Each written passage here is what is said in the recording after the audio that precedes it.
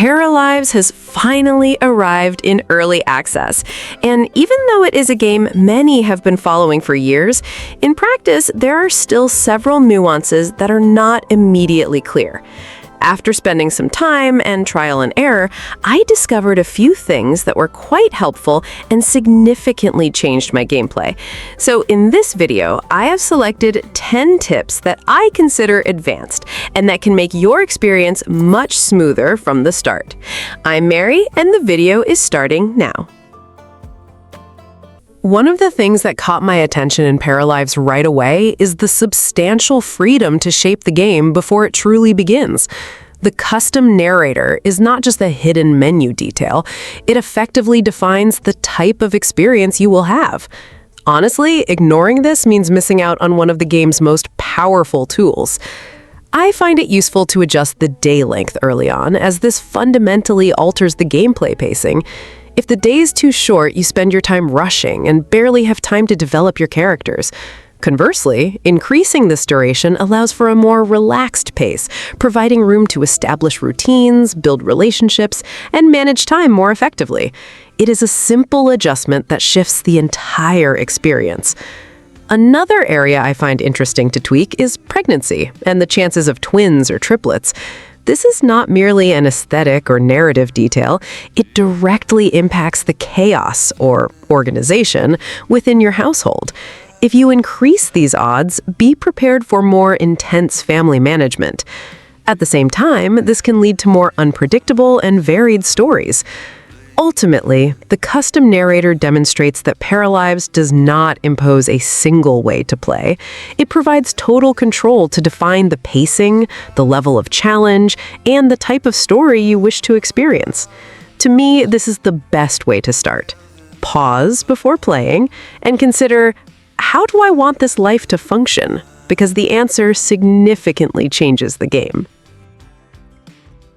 When thinking about color wheels in a life simulator, clothing, hair, or wall paint are usually the first things to come to mind. However, Paralives has taken it a step further, which I did not anticipate when I started exploring the early access version. The tool goes deep into customization. You can take any piece of furniture and not just change its color, you can change the wood type, the texture of the fabric on a living room chair, and even the finish of the baseboards. It is the level of control that makes you pause, zoom in, and realize this covers the requirements of anyone who enjoys design. What stood out was seeing how changing the material alters the feel of the environment. You can have the same sofa in two different rooms, one with light linen and oak finish, and another with dark velvet and iron legs. It is not just superficial aesthetics. The texture responds in a way that provides visual weight to the construction. When building a rustic house or a modernist apartment, the ability to alter the object's essence rather than just applying a color makes a tangible difference in the final result. There's one more layer to mention: hexadecimal codes. These are the same color codes used by designers. You can input the exact hexadecimal to ensure the baseboard tone perfectly matches the cabinet wood, or that the chair cushion has the exact blue seen in a Pinterest reference. I spent considerable time adjusting these details, and it's engaging. It's for those moments when almost there isn't enough. You want the perfect color, and the game provides this precision without simplifying the process. Ultimately, this is what is notable about the team's approach. They're not just copying an established formula, they're expanding what customization means in a simulator. When you can control texture, material, and color with this granularity, each house stops being a set of generic assets and becomes something genuinely unique. If you enjoy spending hours adjusting every corner until it matches your vision, this tool will likely hold your interest. One of the most impressive mechanics, and one that demonstrates the game's potential even in early access, is the free resizing of objects. This is not just an aesthetic tool, it fundamentally changes how you approach construction. You are no longer restricted to what the game provides out of the box, and start creating exactly what you want to see on the screen. A A perfect example is the beds. In early access, they come as single beds by default, which could be a limitation, but in practice, it is the opposite. You can simply increase the size and transform a basic bed into a double bed or something much larger. Crucially, this does not break immersion. Rather, it provides a sense that you are designing that space. I personally use this not just for necessity, but to add personality. Sometimes I make a bed slightly larger than normal to provide a more luxurious feel to the room, or I shrink certain furniture pieces to fit better in smaller spaces. This opens up a level of creativity that few simulation games offer, as you are not limited to predefined variations. This is why this mechanic is being noted within build mode. It solves a classic genre problem, asset repetition, and transforms it into total creative freedom. In the end, it's not just about adjusting size, it's about giving each house its own identity. This is one of those tips that may seem like a workaround, but it is effective in practice. In Paralives, some tasks, especially delivery quests, are not yet as direct as they could be, so you may need to navigate around the system. This is where using build mode to place items into the inventory comes in. The process is simple, but not immediately intuitive. Enter build mode, right-click the item, such as a food plate, and select Put in Inventory.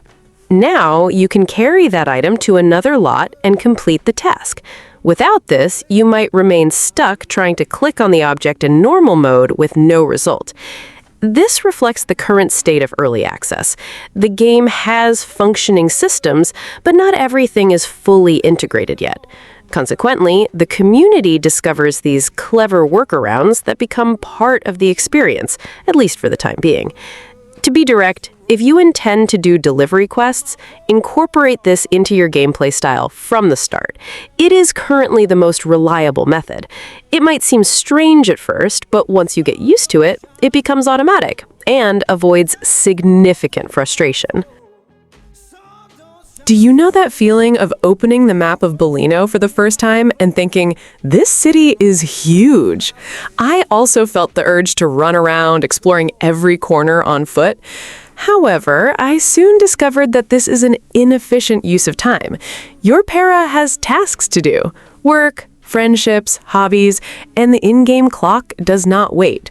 Walking across the city is visually pleasant for the first few minutes, but it eventually becomes tedious. Here is a useful feature that many still ignore: bus stops. You click on them, and the full city map opens. These are not just background decoration, they are your fast travel portals. Choose the destination, confirm, and you arrive instantly. No disjointed loading screens, no watching your character walk for minutes in silence.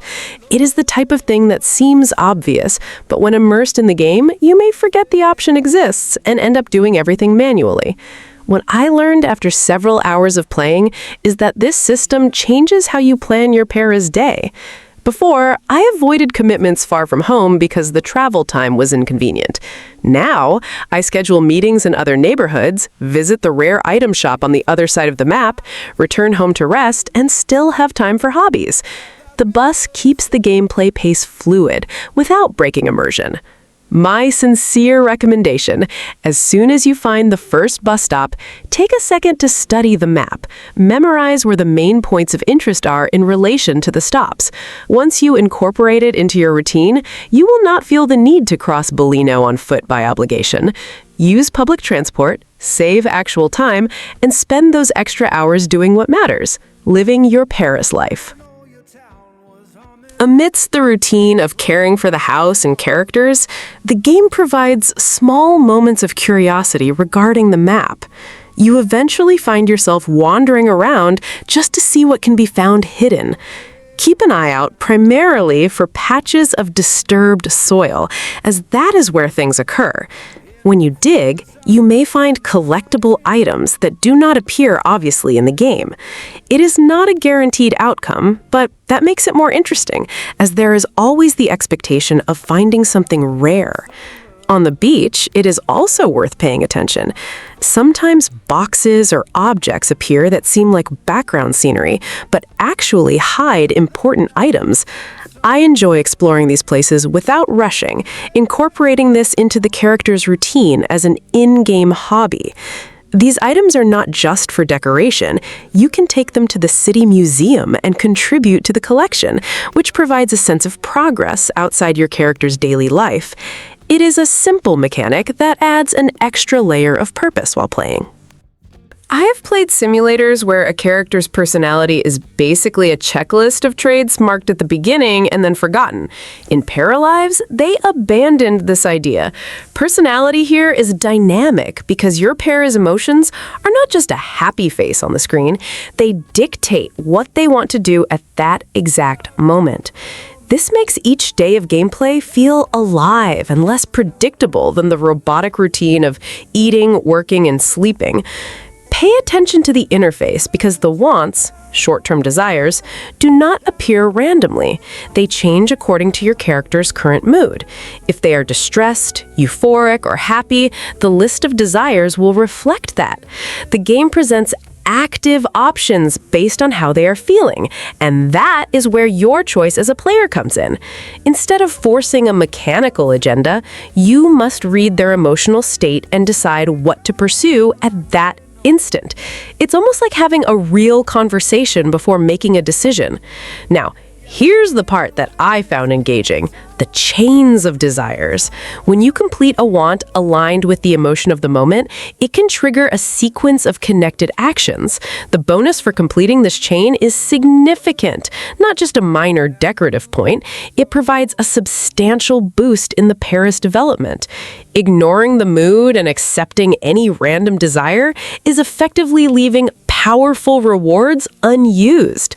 After several hours testing this mechanic, my recommendation is pause before clicking. Look at the current emotion, look at the available wants, and choose what makes sense for that state of mind. Sometimes the best play of the day is not what you planned in advance, but what the game is suggesting through that specific mood. When you embrace this interactivity, your pair stops being a doll executing tasks and becomes a person with real desires. That unpredictability is exactly what maintains engagement. Paralives gives you the freedom to directly manipulate the family's money using the console, which opens up possibilities for experiences far more interesting than simply starting with standard resources. I enjoy using the set money command to simulate the classic rags to riches challenge. You start from zero, without assistance, and must build everything gradually. When you do this by choice, adjusting the value manually, the sense of progression feels much stronger. The advantage is that it does not have to be just zero or infinite wealth. You can define any value and create different scenarios. Sometimes you want to start with a slight challenge, but not completely broke. Other times, you want to test a construction or a more advanced lifestyle without needing to grind for hours. This fine control makes a difference.